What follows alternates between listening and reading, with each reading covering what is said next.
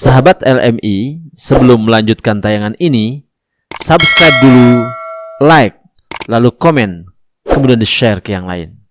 Let's go!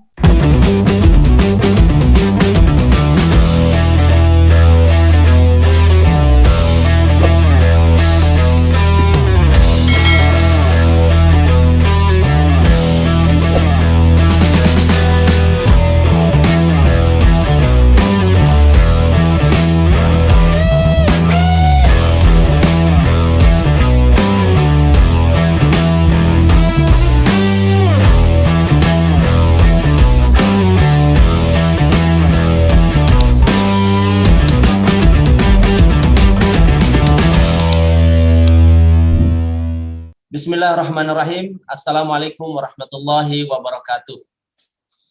Sahabat-sahabat LMI Channel di mana saja berada, alhamdulillah pada kesempatan ini kita bisa tersambung dengan Bapak Dr. Harapandi Dahri yang saat ini beliau berada di Brunei Darussalam. Assalamualaikum warahmatullahi wabarakatuh, Pak Dokter. Waalaikumsalam warahmatullahi wabarakatuh. Baik, sebelum apa kabar? Alhamdulillah, baik. Baik, sebelum nanti kita akan bertanya-tanya kepada beliau, sahabat-sahabat LMI Channel, terlebih dahulu saya akan sampaikan profil singkat beliau. Ya. Dr. Harapandi ini adalah alumni doktor ya di UIN Syarif Hidayatullah Jakarta, dan beliau saat ini menjadi pengarah pusat penyelidikan dan pengajian Jawi dan Kitab Turos di College University Perguruan Ugama Sri Begawan di Brunei Darussalam. Masya Allah. Beliau sebenarnya adalah kelahiran Lombok 31 Desember 1965. Sebelum kita tanya-tanya kepada beliau, kita ingin tahu, Pak Dokter, apa kabar di Brunei hari ini? Alhamdulillah, Brunei dalam keadaan cerah, tidak hujan, tidak terlalu panas juga. Baik. Ini kondisinya oke. Untuk suasana COVID pun alhamdulillah terkendali. Lalu bagaimana dengan pembatasan interaksi sosial? Kalau di Indonesia kan masih ada beberapa pembatasan. Di Brunei sendiri bagaimana, Pak Dokter? Sini alhamdulillah sudah bebas, cuma memang masih dalam hal-hal tertentu. Ketika kita masuk ke tempat makan masih mengimbas, istilahnya itu mengklik bruhelnya untuk menentukan kita masuk di dalam sebuah tempat. Tapi secara umum boleh dikatakan sudah hampir 100% lah sudah normal ya, karena pengajaran, pembelajaran di mana-mana sudah dapat dijalankan, ceramah pun di mana-mana oke sudah. Lalu bagaimana dengan apabila ada kunjungan, visit wisatawan atau tamu-tamu dari luar negeri ke Brunei, bagaimana Pak Dokter? Nah, kalau itu masih memang siapapun yang datang ke Brunei mesti dikenakan namanya karantina 14 hari. Jadi kalau datang melawat atau berkunjung ke Brunei, visanya kan 2 minggu atau 14 hari. Jadi habis ketika di ini karantina lah. Nah, jadi untuk sementara memang sementara bisa dulu lah. Sementara kita belum bisa. Lombok gimana kondisi Lombok? Baik. Oke, insyaallah. Lombok gimana kondisi Lombok? Lombok alhamdulillah kita secara umum sih masyarakat bisa bekerja, berinteraksi, cuma masih ada pembatasan-pembatasan, masih ada pemeriksaan pemakaian masker, kemudian banyak kampanye-kampanye tentang bagaimana bahayanya pandemi COVID-19 ini. Pak Dokter, baik, Pak Dokter pasti sangat sibuk di Brunei. Kita ingin tanya, Pak Dokter asli dari Lombok, kemudian pernah menempuh pendidikan di UIN Syarif Hidayatullah Jakarta, bahkan pernah menjadi dosen di sana. Lalu bagaimana ceritanya Pak Dokter bisa sampai di College University perguruan agama Sri Begawan di Brunei Darussalam ini. Oke. Terima kasih. Memang ceritanya agak unik dan lumayan panjang ya. Ya kalau dilihat dari asal ya jelas Lombok, Lombok Timur, tepatnya Kampung Semat, Kampung Semat, Desa Sikur, Lombok Timur. Lalu pada tahun 2000, ketika saya kuliah di Jakarta, memang saya aktif juga di Institut Agama Islam Al-Aqidah Jakarta. Itu pernah sebagai rektor, yang terakhir sebagai ketua stay-nya. Nah, akhirnya saya memilih bergabung dengan negara, yaitu menjadi PNS, ya. PNS dan diterima di Mataram, IAIN Mataram. Ketika itu masih STAIN, ya, masih STAIN Mataram. Lalu berubah menjadi IAIN. Nah, itu saya dari mulai tahun 2000 sampai tahun 2006 di sana. Lalu minta pindah ke Jakarta, bergabunglah dengan Balai Litbang Agama Jakarta. Dari sana kemudian saya ditugaskan sebagai koordinator bagian lektur dan hazanah keagamaan di Jakarta di Balai Litbang. Sebanyak berinteraksi dengan manuskrip, dengan kitab-kitab turas, kitab kuning yang jadi wilayah kerja Balai Agama Jakarta itu seluruh Pulau Sumatera, tambah Banten, DKI, Jawa Barat, 13 provinsi. Nah, kami banyak melakukan kajian-kajian terkait dengan manuskrip. Lalu ada informasi bahwa di Brunei ada seminar tentang manuskrip, hasil-hasil penelitian. Saya masukkanlah ke websitenya KUPSB yang mengadakan seminar ketika itu, yaitu judul seminar atau tajuk waktu itu adalah Seminar Serantau Kitab Turas, ya, yang ada di Nusantara. Ya, saya masukkan, alhamdulillah dipanggil sebagai presenter atau pembentang makalah yang saat itu saya menulis tentang corak tasawuf Syekh Fakih Jalaluddin Al-Asy. Ya. Itulah saya bentang di Brunei, tepatnya bulan September 2011 ya. Lalu kemudian setelah membentang, rupanya Brunei punya kebiasaan yang sangat baik.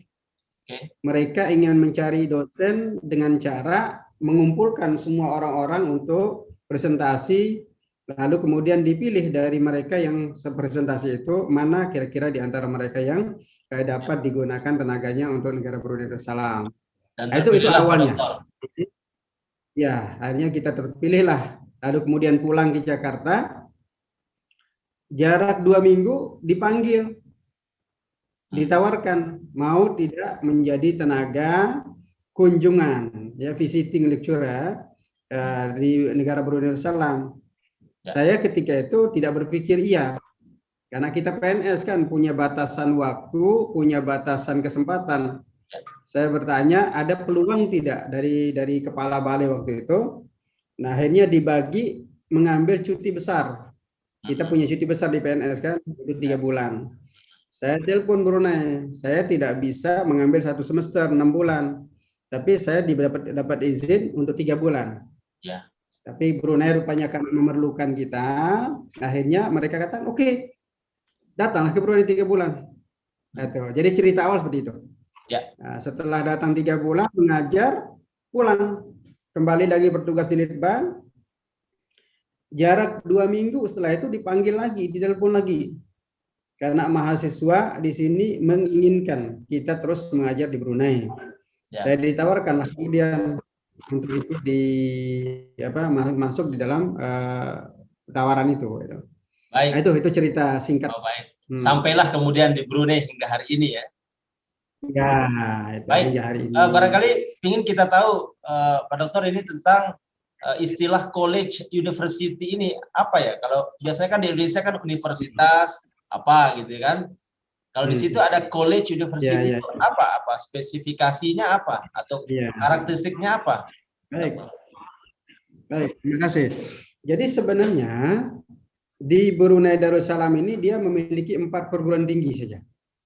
Yang pertama University Brunei Darussalam atau UBD. Yang kedua, University Teknologi Brunei Darussalam, yaitu UTB. Yang ketiga, UNISA, University Sultan Syarif Ali. Itu yang ini ketiga-tiga ini bernaung di bawah Kementerian Pendidikan. Lalu kemudian ada satu yang agama bernaung di bawah Kementerian Agama, yaitu College University Perguruan Agama Sri Begawan. Dan ini khas berbicara tempat atau college ini merupakan produk yang akan memproduk guru-guru yang mengajar di negara Brunei Darussalam. Jadi semua guru yang mau mengajar mesti keluaran kupu. Karena dia adalah merupakan produknya di sana. Nah, walau demikian, kupu sekarang sudah mulai membuka diri dengan berbagai macam program-program yang ditawarkan. Ya Kak, boleh dapat kita masuk orang luar juga dimasuk di kupu. Cuma memang kupu belum menawarkan beasiswa secara penuh seperti yang ditawarkan oleh UBD, UTB, dan UNISA. Nah, jadi prinsipnya college ini tahapannya sama dengan UIN kita, tahapannya sama dengan IAIN kita, tapi dia masih menggunakan ada K di depannya, ada K di depannya, yaitu college. Tapi walau demikian masih dia university sudah. Baik. Itu prinsipnya. Baik. Terus saat ini kan Pak Doktor sedang diberikan amanah sebagai pengarah pusat penyelidikan dan pengajian Jawi dan Kitab Turos. Ini kerjanya seperti apa, Pak Doktor? Iya, pusat ini memang ini merupakan hasil dari seminar pertama yang saya datangi dulu 2011. Pusat ini. Lalu setelah itu sebagai resolusi seminar bahwa akan mendirikan satu pusat namanya Pusat Penyelidikan dan Pengajian Kitab Turos Melayu. Itu awalnya dulu. Lalu kemudian berikutnya ada titah dari Sultan, Yang Mulia Sultan, bahwa mesti memperkasakan Jawi dan Kitab Turos. Maka dirubahlah menjadi Pusat Penyelidikan dan Pengajian Jawi dan Kitab Turos. Jadi itu. Nah, apa kerjanya bagaimana? Ini pusat ini baru masuk tahun kedua sekarang setelah diresmikan. Masuk tahun kedua, alhamdulillah dipercaya sebagai pengarahnya dari awal sampai sekarang. Kerja kita 2 poin, 2 hal. Melakukan penyelidikan, yaitu penelitian ya, tentang kitab-kitab Turos. Kitab Turos baik itu yang masih berwujud manuskrip ataupun yang sudah dicetak, berbahasa Melayu maupun yang bahasa Arab. Nah, sekarang ini sedang kita kerjakan, ada grant penyelidikan atau penelitiannya, dapat 6.500 grant penyelidikannya. Itu kita lakukan penyelidikan di Balai Hazanah Islam Haji Hasan Al-Bolkiah yang baru. Itu sekitar 40 manuskrip Melayu yang sedangkan insya Allah itu dalam waktu dekat akan keluar hasilnya. Itu pertama. Yang kedua, melakukan pengajian. Pengajian sini artinya pembelajaran. Ya, toh. Jadi di pusat ini ada 2. Pusat pengajian Kitab Turos Melayu, ya, diploma Kitab Turos Melayu. Yang kedua, diploma kemahiran Jawi dan kaligrafi yang sedang kita buat. Tambahan lagi programnya adalah membuka pengajian untuk orang-orang ramai, istilahnya orang-orang awam, orang-orang ramai, masyarakat awam lah kita, dibukakan khas pada malam Rabu nanti malam dan juga pada malam Ahad 2 malam, dan itu pesertanya alhamdulillah sudah 2 angkatan, yang satu angkatan lanjutan itu 37, yang angkatan baru itu 38 orang. Ini peserta yang sudah tergabung yang sedang kita lakukan sekarang. Nah, itu. Baik, alhamdulillah. Itu prinsip kerja yang dilakukan. Lalu apakah model-model penelitian atau pengkajian Kitab Turos Jawi yang ada di College University Perguruan Agama itu seperti yang pernah kita pelajari, model-model yang ada di pesantren atau bagaimana, Pak Dokter? Ya. Tidak jauh beda dari itu. Karena pertama sekali yang kita lakukan adalah mencoba ingin mendapatkan informasi terkait dengan judul kitab itu sendiri, lalu kemudian siapa penulisnya, lalu isinya apa saja, baru yang paling penting semua isi itu kita jadikan satu ringkasan besar, itu yang kita share, kita coba sebarkan ke masyarakat. Kitab ini misalkan kitab Tajul Arus yang ditulis oleh Syekh Tajuddin bin Athaillah Sekandari yang bahasa Arabnya. Lalu versi Melayunya ditulis oleh Syekh Utsman Al-Pontianai bin Haji Syihabuddin. Ini kita coba kaji. Isinya adalah mengenai bagaimana menyucikan jiwa kita sebagai manusia yang beriman untuk dapat mendapatkan keselamatan di akhirat. Nah, ini Baik. kita kaji, kita buat ringkasan akhirnya ke masyarakat. Baik. Itu. Kemudian kalau Baik, di dunia pesantren kan kita kalau belajar kitab Nah, tuh oke. ada jenjang-jenjangnya, ya kan? Apakah di Brunei juga ada model-model pesantren atau seperti apa? Apakah penelitian kitab ini hanya di jenjang university atau memang sudah dari sejak pemula itu masyarakat Brunei juga mendapatkan kesempatan untuk mengkaji kitab-kitab itu, Pak Dokter? Ya, pengkajian kitab ini sebenarnya belum lama kita lakukan. Dia sejak kami datang ke Brunei, lalu dipercayakan untuk itu, kami lakukan. Jadi pengajian kitab Turas Melayu sudah pernah dilakukan di Brunei ketika College University Perguruan Agama Sri Begawan ini masih menjadi maktab perguruan agama. Jadi sebelum jadi college ini College University ini adalah maktab. Itu diajarkan beberapa kitab Turas yang sudah pernah dari masyarakat di university. Nah, sekarang kita sudah mulai buka lagi ke masyarakat umum. Jadi semua masjid, semua surau, balai ibadat kita sudah expand ke sana, mengajarkan kitab terus kepada mereka. Dan baiknya kita setiap satu semester itu mengadakan bedah-bedah kitab. Lalu kita undang masyarakat orang ramai juga datang untuk ikut terlibat dalam bedah kitab itu. Nah, di masjid-masjid misalkan yang saya lakukan sekarang itu mulai dari malam Senin, Selasa, Rabu, Kamis, lalu Sabtu, Minggu, full semua pengajian tentang kitab Turas. Dan ini kita lakukan dimulai oleh kita lah yang mencoba untuk menembus ke masyarakat itu untuk membagi ilmu tentang kitab Turas. Lalu di Brunei sendiri, lagi, Dokter, di Brunei sendiri, apakah pengisi pengajian di masjid-masjid itu memang terseleksi dengan ketat atau siapa saja bisa membuka pengajian di masjid-masjid Brunei? Iya, benar. Brunei itu tidak sama dengan kita atau negara-negara lain. Karena di sini asasnya kan untuk penyaringan supaya tidak mudah masuk pahaman-pahaman yang kontraproduktif dengan pahaman Brunei Ahlussunnah wal Jamaah ala mazhabil Imam Syafi'i. Jadi semua penceramah itu mesti ada tauliyah kebenaran. Jadi ada legalitasnya. Bahkan bukan hanya orang luar, orang dalam sendiri, orang Brunei sendiri mau ceramah mesti dia memiliki tauliyah, izin dari namanya MUIB, Majelis Ulama Negara Brunei Darussalam. Itu mesti ada. Majelis Ulama Islam Brunei Darussalam. Itu, Pak Dokter?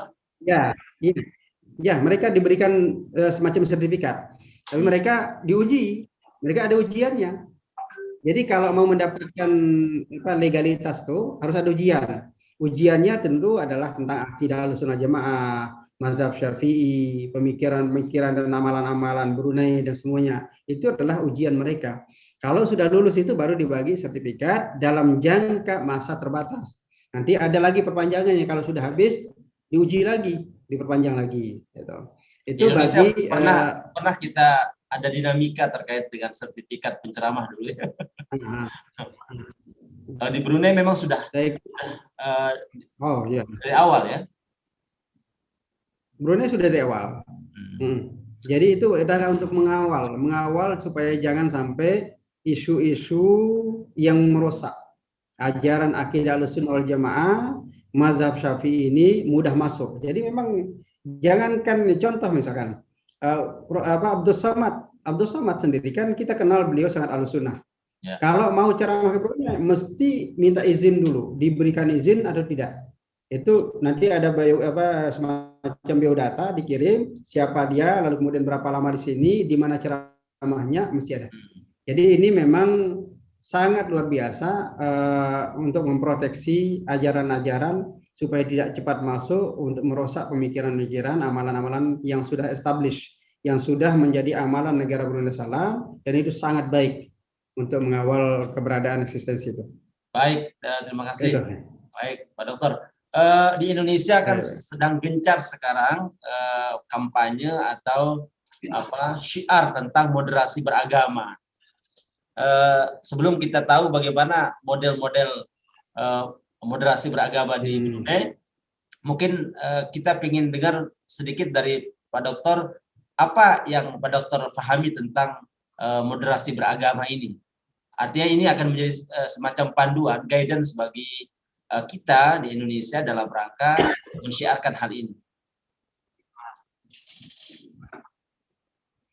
Terima kasih, Arvina, Dr. Alwi Iqbal, bahwa saya pernah menyampaikan tentang moderasi beragama ini di Institut Agama Islam Negeri Bukit Tinggi, yang juga sebagai panitia seminar utamanya itu teman kita, anak kita dari Lombok, yaitu Dr. Zulfan Taufik.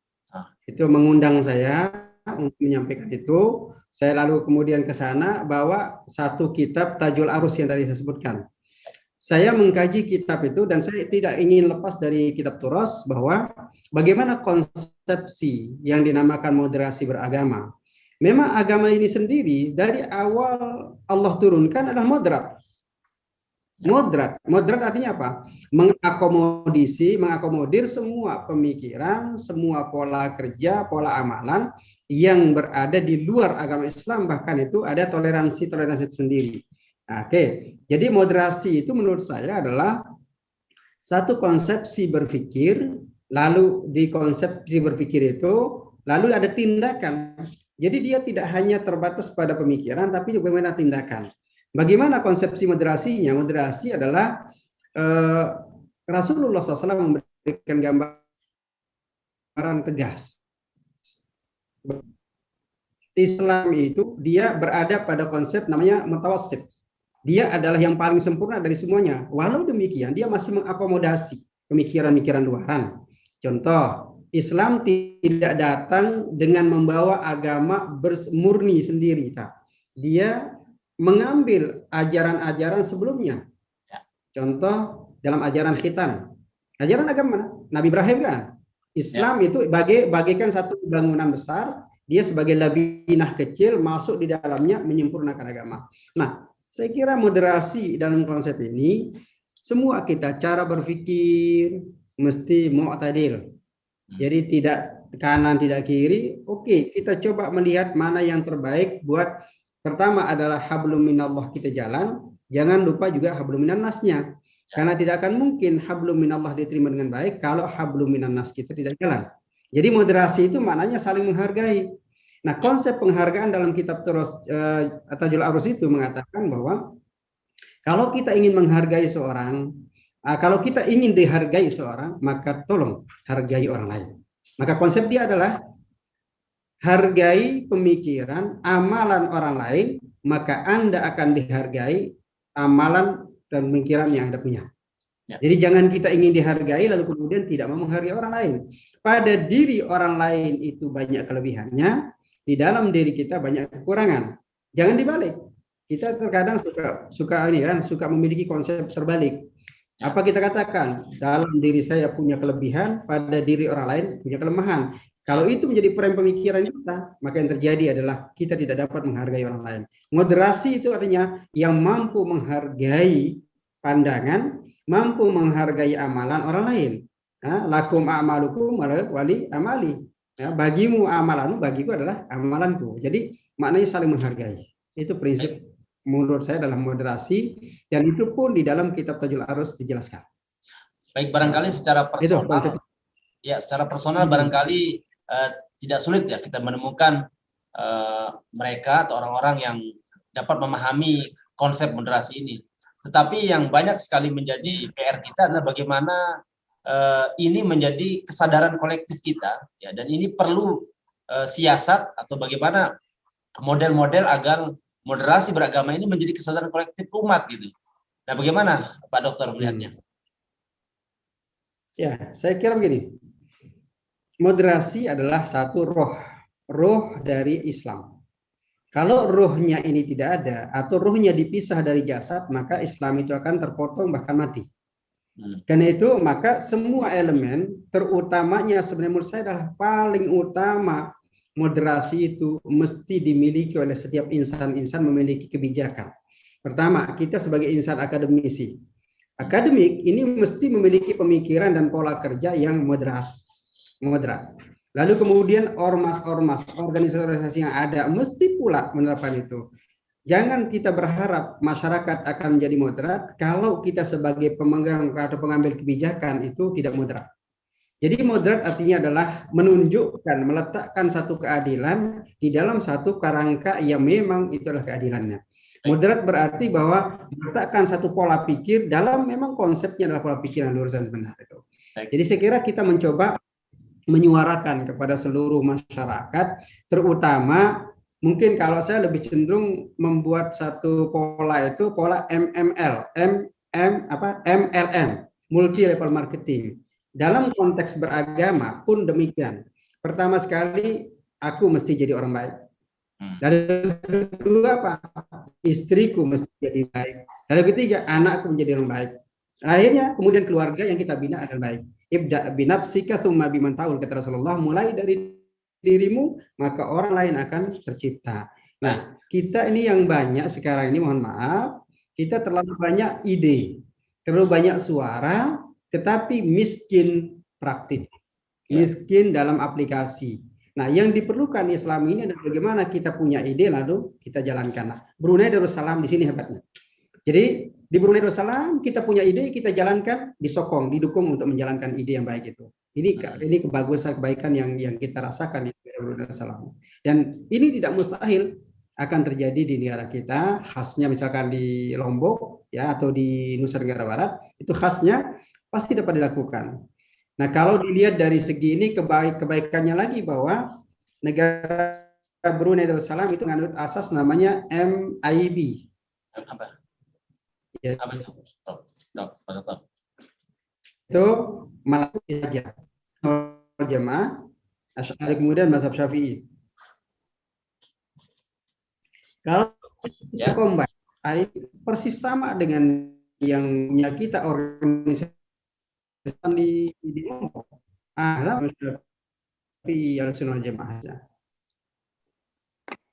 Ya, berarti faktor keteladanan itu ya penting ya untuk menumbuhkan kesadaran kolektif kita dalam syiar moderasi beragama ini, Pak Dokter ya.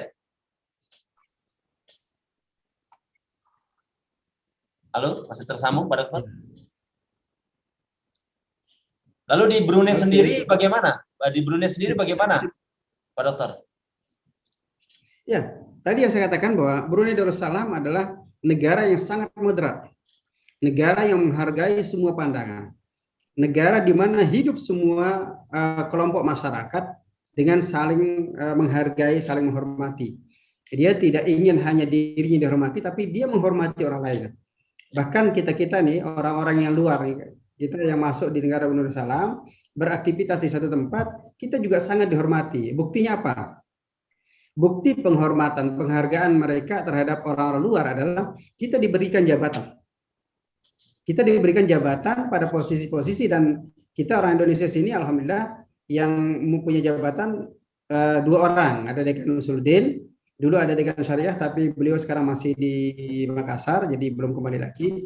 Jadi kami sudah ada, artinya orang-orang luar pun dapat penghargaan untuk menjalankan aktivitas sesuai dengan apa yang mereka miliki. Nah, jadi prinsip amalan di negara Brunei Darussalam, yang penting Anda punya kualitas, maka kami gunakan. Itu prinsipnya. Berarti harus berkualitas ya, baru kemudian mendapatkan peran. Ya. Baik. Saya kira di mana-mana ya. Ya, Pak Dokter, ini kan di kurikulum vitae yang pernah saya baca, Pak Dokter ini sudah menghasilkan karya hampir 51 karya di bidang turos ya, kajian-kajian turos gitu. Apa yang menurut Pak Dokter yang paling spektakuler dari karya-karya yang pernah Pak Dokter hasilkan dari 51 karya ini? Yang paling spektakuler ini versinya versi pembaca ya, bukan versi saya. Ya. Kalau versi saya semua buku saya spektakuler. Ya. Tapi kalau versi membaca dibuktikan dengan berapa banyak sudah dibeli oleh mereka, sudah dibaca oleh mereka. Itu yang paling luar biasa adalah berguru pada takdir. Kenapa? Berguru pada takdir ini memang itu adalah ramuan kitab terus dan pribadi. Ya. Itulah menceritakan siapa Harapandi, dari mana dia, dan apa yang dia lakukan, apa pengajaran buat masyarakat dengan adanya Harapandi. Saya kira mungkin Dr. Lalu Iqbal juga nanti akan mencoba melihat itu siapa saya sebenarnya. Maka dengan adanya LMI ini, saya kira itu adalah ingin menunjukkan eksistensi ya. Jadi yang paling menarik itu. Yang kedua adalah membaca 99 kisah inspiratif. Ya. Nah, itu buku yang sangat menarik, bahkan di Mekah ada berapa orang yang memesan buku itu. Itu ada tandanya bahwa dia berkesan. Baik, terima kasih. Jadi itu yang pertama. Lalu kemudian yang sudah dapat penghargaan. Apa saja penghargaan yang sudah ada, Pak Dokter? Ada satu buku yang sudah pernah dapat penghargaan di sini, adalah satu buku saya, judulnya itu adalah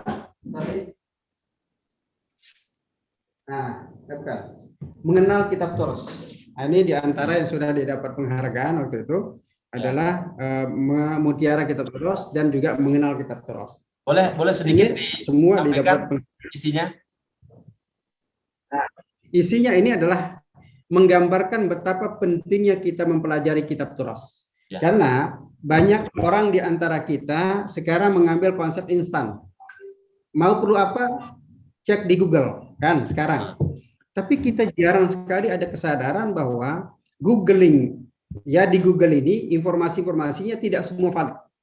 Tetapi kalau dalam Kitab Turos, bayangkan Kitab Turos ini adalah kitab lama yang ditulis oleh para ulama, dia tidak menulis kecuali dalam keadaan suci. Ulama tidak menulis kecuali dia mesti sembahyang hajat 2 rakaat. Ulama tidak menulis kecuali dia menghadap kiblat. Ulama berhenti menulis kalau sudah azan. Sembahyang dulu baru teruskan. Coba bedakan dengan kita sekarang, para penulis-penulis modern. Kita boleh menulis di warung kopi. Bahkan kita punya ide penulisan di dalam toilet, ketika dalam toilet. Ini ide kita. Ulama bersihkan diri itu, maka keikhlasannya luar biasa. Luar biasa. Jadi prinsip dari kita. Nah, itu. Memang nggak cukup waktu kita 40 menit dengan Pak Dokter ini ya untuk kita membedah beliau, tetapi paling tidak kita punya gambaran, dan mudah-mudahan ada kesempatan lagi kita bisa berdiskusi bersama Pak Dokter Harapandi di Brunei. Kita masih punya waktu 2 menit, Pak Dokter. Kami minta untuk menyampaikan closing statement, semacam motivasi lah buat kita-kita yang ada di sini. Baik, terima kasih Dr. Lalu Muhammad Iqbal, bahwa program di LMI ini baik sekali untuk diikuti oleh siapapun, karena dia mencerdaskan, dia memberikan informasi secara jelas, lugas, dan dapat dipercaya. Itu satu. Yang kedua, saya kira perlu untuk LMI mencari terus model-model seperti ini kepada semua orang-orang yang kita kenal yang berada di luar kita, di luar Lombok maksud saya. Dicari saja siapa-siapa yang kira-kira memberi motivasi. Yang statement terakhir saya adalah, ketika ingin maju, maka jangan lupa 3 hal. Yang Maulana Syekh, Tuan Guru kita, Muhammad Zainuddin Abdul Majid pernah mengatakan, jangan lupa 3 hal kalau mau maju. Dan itu yang saya bawa sampai sekarang konsep ini. Yang pertama, al-harokah barokah. Bergerak, bergerak, bergerak, jangan diam. Maka Anda akan mendapatkan keberkatan, malah kemajuan. Yang kedua, la tasma' qaulal akharina ma dumta fi khairin. Jangan mendengarkan komentar orang lain selama yang kita lakukan kebaikan. Jalankan terus. Biarkan anjing menggonggong, kafilah terus berlalu. Ya, konsepnya adalah idza dhaqat ittasa'at. Apabila dalam keadaan sempit, emergency, Allah akan bagi kita jalan keluar dari semua persoalan kita miliki. Allahu a'lam bishawab. Jadi mudah-mudahan kita dapat mengamalkan itu. Terima kasih, alhamdulillah. Ya. Ini pencerahan yang luar biasa pagi hari ini bersama Dr. Harapandi Dahri, dan mudah-mudahan kita bisa bertemu beliau dalam satu kesempatan, bisa menggali ilmu, terutama di bidang Turos yang sedang beliau hari ini dapatkan amanah untuk memimpinnya. Sekali lagi terima kasih Pak Dokter. Salam dari LMI Channel, mudah-mudahan kita bisa bertemu kembali. Sahabat-sahabat LMI, demikianlah perbincangan kita melalui sambungan Zoom ini bersama Dr. Harapandi Dahri dari Brunei Darussalam. Mudah-mudahan ada manfaatnya. Salam, syiar, sinergi, dan silaturahim bersama LMI Channel. Wassalamualaikum warahmatullahi wabarakatuh.